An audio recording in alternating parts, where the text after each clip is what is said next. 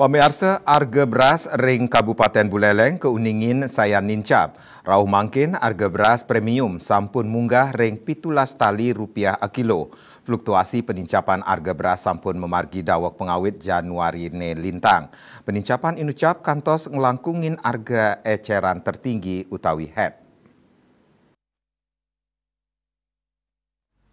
Kepala Dinas Perdagangan, Perindustrian dan Koperasi Usaha Kecil dan Menengah Kabupaten Buleleng mausang pengharga beras rauh mangkin kaningin nincap sekadi ring pasar anyar mewah pasar Banyuasri Singaraja.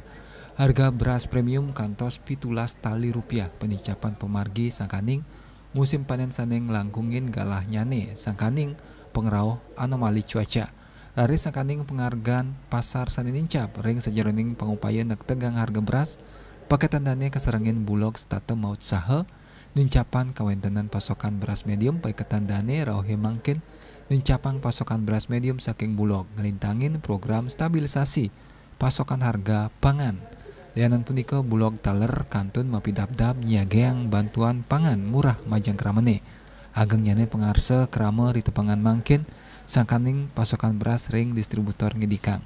Selami awuku mitra bulog lasang atenge ton beras untuk kadol majang krama tios harga beras premium gula pasir taler kauningin nincap dados 17 tali rupiah kilo. Minyak goreng 16 tali rupiah liter taluh selai likur tali a kilo. Yuda nguningayang.